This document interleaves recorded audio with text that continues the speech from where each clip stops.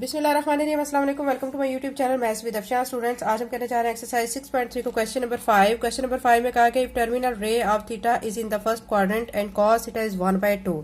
वो कह रहे हैं कि टर्मिनल रे ऑफ थीटा है जो कि फर्स्ट क्वाड्रेंट में है, तो कॉस थीटा आपको बताया गया है 1/2 है। Then find remaining trigonometric ratios of theta, यानी जो एक क्वाड्रेंट में बाकी जितनी ट्रिग्नोमेट्रिक रेशियोज होती हैं, सारी की सारी जो रेशियोज होती हैं किसी भी कोऑर्डिनेट में, ठीक है। तो अब यहाँ पे फर्स्ट कोऑर्डिनेट की बात कर रहे हैं, वहां पे कॉस थीटा की जो वैल्यू है 1/2 दे दी गई है। वो कह रहे हैं जो बाकी की जो ट्रिग्नोमेट्रिक रेशियोज है, ठीक है, कोऑर्डिनेट 1 में, वो आपने उनकी वैल्यूज ऑफ थीटा को आपने फाइंड करना है। तो क्वेश्चन नंबर 5 का सोल्यूशन करते हैं। एक्सरसाइज 6.3 को क्वेश्चन नंबर 5 बच्चों हम सॉल्व कर रहे हैं। सबसे पहले तो आपको बच्चों पता होना चाहिए कि टर्मिनल रे कौन सी होती है। ये एक एंगल जो होता है ना, देखेंगे मैं आपके सामने शो कर रही हूँ, ठीक है। ये जो एंगल बन रहा है, तो ये जो स्टार्टिंग है, ठीक है, और ये यहाँ पे एंड हो रहा है एंगल का, तो ये वाला जो आर्म है, तो ये क्या कहलाएगा? टर्मिनल रे कहलाएगा, ठीक है। ये टर्मिनल रे कहलाएगा। अब आपको क्वाड्रेंट्स के बारे में बता देती हूँ। ये बच्चों प्लेन है, ठीक है। प्लेन में जो है आपको पता है कि 4 क्वाड्रेंट्स होते हैं, ठीक है। ये फर्स्ट है, ये सेकंड है, ये थर्ड और ये 4, ठीक है। अब इसमें आप एक चीज याद रखें, जो फर्स्ट क्वाड्रेंट है उसमें तमाम जो ट्रिग्नोमेट्रिक रेशियोज हैं उनकी वैल्यूज जो है वो क्या होती हैं? पॉजिटिव। यहाँ पे आप लिख लें ऑल पॉजिटिव, यानी सारी की सारी वैल्यूज जो है वो क्या होंगी? पॉजिटिव। जो सेकंड क्वाड्रेंट है उसमें जो साइन है, ठीक है, और उसका reciprocal, sine and reciprocal, reciprocal, इनकी वैल्यू क्या होंगी? पॉजिटिव होंगी। बाकी सारी वैल्यू नेगेटिव हो जाएंगी। जो थर्ड क्वाड्रेंट है इसमें आपको मैं बता दूं बच्चों कि यहाँ पे 10 की वैल्यू पॉजिटिव होती है और उसके रेसिप्रोकल जो है उसकी वैल्यू क्या होती है? पॉजिटिव होती है। 10 का रेसिप्रोकल क्या होगा? कॉट होगा, ठीक है। साइन है, साइन का रेसिप्रोकल क्या होगा? कोसिकेंट होगा। अब 4 क्वाड्रेंट की बात कर लेते हैं। यहाँ पे तमाम जो वैल्यूज हैं उनमें से कौन सी वैल्यू जो है वो पॉजिटिव होंगी और कौन सी नेगेटिव होंगी, वो याद रखें बच्चों कि इसमें कॉस की वैल्यू पॉजिटिव होगी और उसके रेसिप्रोकल की वैल्यू पॉजिटिव होगी। कॉस का रेसिप्रोकल होता है सीकेंड, ठीक है। कॉस और सीकेंड की वैल्यू पॉजिटिव होगी और बाकी जो ट्रिग्नोमेट्रिक रेशियोज हैं उनकी वैल्यूज क्या होंगी? नेगेटिव। तो यहाँ पे मैं मेंशन कर देती हूँ कि जो थर्ड क्वाड्रेंट है वहां पे 10 और उसके रेसिप्रोकल की वैल्यू क्या होती है? पॉजिटिव होती है। और 4 क्वाड्रेंट में कॉस और उसके रेसिप्रोकल की वैल्यू क्या होती है? पॉजिटिव होती है और बाकी वैल्यूज नेगेटिव होती हैं। यहाँ पे भी 10 और इसके रेसिप्रोकल के वैल्यू के अलावा जो बाकी वैल्यूज हैं वो नेगेटिव होंगी। 10 और उसका रेसिप्रोकल पॉजिटिव होगा, ठीक है। अगेन एक दफा मैं आपको ब्रीफली डिस्क्राइब कर देती हूँ कि एक प्लेन में 4 क्वाड्रेंट है, first, second, third and 4। First वाले में तमाम जो वैल्यूज हैं वो सारी की सारी पॉजिटिव होंगी। सेकंड में साइन और उसका जो रेसिप्रोकल है वो पॉजिटिव होगा और बाकी वैल्यूज नेगेटिव होंगी। थर्ड जो क्वाड्रेंट है उसमें 10 और उसका रेसिप्रोकल दोनों पॉजिटिव होंगे और बाकी वैल्यूज नेगेटिव होंगी। और 4 क्वाड्रेंट में कॉस और उसका रेसिप्रोकल पॉजिटिव होंगे और बाकी वैल्यूज क्या होंगी? नेगेटिव होंगी, ठीक है। ये चीज क्लियर हो गई। अब उसके बाद मैं आपको बता दूं, क्योंकि ये आपको मैं क्यों बता रही हूँ, क्योंकि हमने जो ट्रिग्नोमेट्रिक रेशियोज फाइंड करनी है उसके लिए ये चीज आपको पता होनी चाहिए। ये बेसिक चीज है। अब जो हमने रेशियोज फाइंड करनी है ट्रिग्नोमेट्रिक रेशियो, उसके लिए बच्चों एक ट्रिक मैं बता दूं।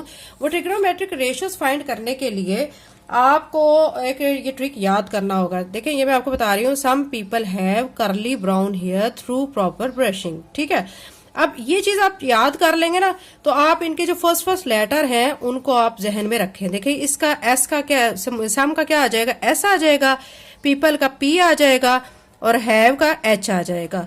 इसी तरह करली, यहाँ पे सी, यहाँ पे बी और ये एच आ जाएगा और यहाँ पे टी आ जाएगा, पी आ जाएगा और बी आ जाएगा, ठीक है। ये चीज क्लियर होगी। उसके बाद देखिए बच्चों, मैं आपको बता दूं कि जो हमारे पास जो राइट एंगल होती है, अब इसमें आप देखें कि यहाँ ये वाली चीज जो है ना, ये हाइपोटेन्यूज कहलाती है, ये परपेंडिकुलर कहलाती है, ये बेस कहलाती है, ठीक है। तो अब ये राइट एंगल की बात हो रही है। अब इस हिसाब से अब हम रेशियोज की बात कर लेते हैं। ये यहीं पे मैं लाइन ड्रॉ करके आगे आपको लिख के दिखा देती हूँ। एस, इससे हम क्या रिप्रेजेंट करेंगे कि ये साइन थीटा है, ठीक है, साइन थीटा। अब साइन थीटा किसके इक्वल होगा? यानी उसकी रेशो देखिए, पी और एच, यानी परपेंडिकुलर डिवाइडेड बाय हाइपोटेन्यूज, तो पी बाय एच ये लिख लेंगे, ठीक है। इस तरीके से आपको याद करना आपके लिए आसान हो जाएगा। अब ये इसका जो रेसिप्रोकल होता है, साइन का रेसिप्रोकल, वो होता है कोसिकेंट। तो कोसिकेंट जब हम लिखेंगे तो उसमें ये जो वैल्यू है ना एच ओवर पी हो जाएगी। कोसिकेंट किसके इक्वल हो जाएगा? एच ओवर पी के। ये चीज क्लियर हो गई। अब यहाँ पे देखें सी दिया गया है, सी मतलब कॉस थीटा लिखेंगे। कॉस किसके इक्वल होगा? बेस डिवाइडेड बाय हाइपोटेन्यूज के, बेस डिवाइडेड बाय हाइपोटेन्यूज। और कॉस का जो रेसिप्रोकल होता है वो सीकेंड होता है, यहाँ पे लिखेंगे सीकेंड। और सीकेंड जो है वो अब किसके होगा? इसका ये रिवर्स हो जाएगा, एच बाय पी हो जाएगा। ठीक है, अब नेक्स्ट में देखें टी। ठीक है, यहाँ पे टी क्या हम इससे शो करेंगे? Tan theta. और वो किसके इक्वल होगा? Perpendicular divided by base, P by B. और इसका टेन का रेसिप्रोकल क्या होता है? कॉट। और कॉट किसके इक्वल होगा? बेस बाय परपेंडिकुलर, यानी ये बेस ऊपर और परपेंडिकुलर नीचे, बेस बाय परपेंडिकुलर। ये आपने रेशियोज इस तरह फाइंड करने के लिए ये चीज आपको क्लियर होनी चाहिए। ठीक है, अब हम करते हैं क्वेश्चन। ये बेसिक चीजें थी जो आपको पता होनी चाहिए। क्वेश्चन में हमें दिए गए cos theta is equal to 1/2। ठीक है, अब कॉस आपको मैं बता चुकी हूं किसके इक्वल होता है। देखिए कॉस बेस बाय हाइपोटेन्यूज के इक्वल होता है। इट्स मीन के बेस यहाँ पे ये देखें, ये बी मैंने यहाँ लिख लिया, एच नीचे हाइपोटेन्यूज लिख लिया, यानी बेस 1 है और हाइपोटेन्यूज 2 है। अब ये मैंने यहाँ पे ट्राइंगल बनाई है तो हाइपोटेन्यूज में यहाँ पे लिख लेती हूँ 2 और बेस 1 दी गई है, बेस लिख लेती हूँ 1। ठीक है, अब राइट एंगल ट्राइंगल जो है इसमें हमारे पास देखें ये हाइपोटेन्यूज हो गया, ये बेस और ये परपेंडिकुलर। अब यहाँ पे हमें दो चीजें तो गिवन है, बेस भी और हाइपोटेन्यूज भी, लेकिन परपेंडिकुलर नहीं है।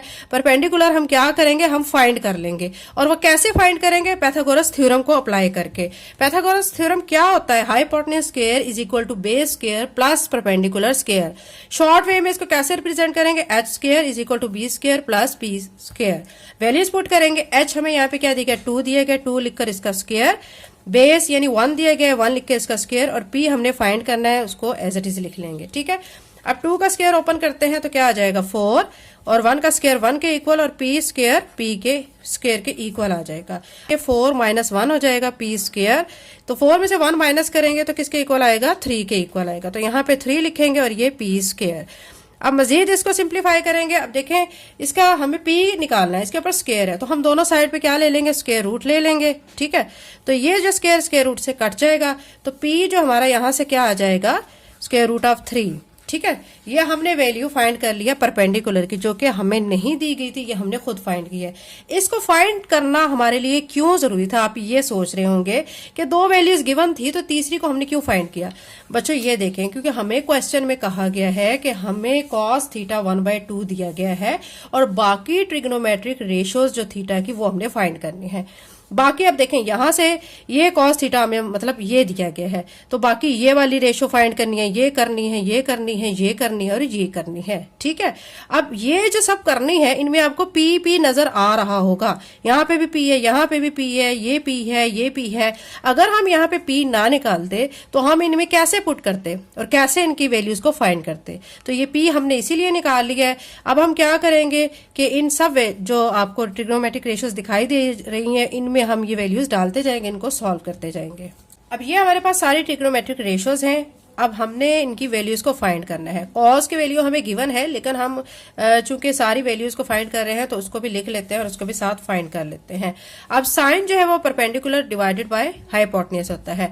परपेंडिकुलर की वैल्यू अभी हमने फाइंड की है, हमारी क्या आई थी? Square root of 3। और हाइपोटेन्यूज कितना था वो आपके सामने मैं शो कर चुकी थी, वो कितना था? 2। यहाँ पे 2 लिख लेते हैं। ये आ गई हमारी साइन थीटा की वैल्यू। अब कॉस जो है वो b/h होता है। अब बेस हमारे पास क्या थी? 1 लिखकर और h हाइपोटेन्यूज कितना था? 2, ये लिख देंगे। ठीक है, यहां तक क्लियर हो गया है। अब इसी का आप साथ साथ रेसिप्रोकल भी करते जाएं। कोसिकेंट जो है उसमें हाइपोटेन्यूज डिवाइडेड बाय परपेंडिकुलर है। ठीक है, वैल्यूज को पुट कर देंगे। हाइपोटेन्यूज जो है वो आप देखें कितना दिया गया? वो 2 दिया गया। हमने अभी ट्राइंगल में देखा था, मैंने आपके सामने ट्राइंगल ऐसे शो की थी। ठीक है, यहाँ पे ट्राइंगल और हाइपोटेन्यूज 2 था। ठीक है, बेस 1 थी और परपेंडिकुलर हमने स्क्वायर रूट ऑफ 3 निकाला था। अब कोसिकेंट जो है वो h/p है। h ठीक है, यानी ये हाइपोटेन्यूज है तो यहाँ पे हम 2 लिख लेंगे और नीचे p परपेंडिकुलर हमारा क्या था? स्क्वायर रूट ऑफ 3, ये लिख लेंगे। अब इसी तरह जो सीकेंट थीटा है वो h/b है, तो हम क्या करेंगे? हाइपोटेन्यूज 2 लिख लेते हैं और बेस क्या लिख लेंगे? 1। ठीक है, और इसके बाद हम tan थीटा किसके इक्वल है? p/b के। तो अब p जो हमारा परपेंडिकुलर है वो हमने फाइंड किया था स्क्वायर रूट ऑफ 3 और b बेस क्या है? 1। ठीक है। इस तरह कॉट थीटा जो है वो किसके इक्वल है, बेस बाय परपेंडिकुलर के। बेस क्या है 1 और परपेंडिकुलर क्या हमने फाइंड किया था, स्क्वायर रूट ऑफ 3। तो ये हमारी वैल्यूज थी जो कि ट्रिग्नोमेट्रिक रेशियोज थी जो कि हमारे फर्स्ट क्वाड्रेंट में थी, हमने फाइंड करनी थी। ठीक है, फर्स्ट एक वैल्यू हमें गिवन थी, कौन सी वैल्यू गिवन थी, ये वाली। ठीक है, cos theta is equal to 1/2। बाकी ये वैल्यूज हमने फाइंड करनी थी, तो ये हमने फाइंड कर ली है। बहुत अच्छे से एक्सप्लेन मैंने आपको कर दिया है, डिटेल के साथ बता दिया है। वीडियो अच्छी लगी है तो चैनल को सब्सक्राइब कर लें, लिंक को शेयर करें। Thank you and Allah Hafiz.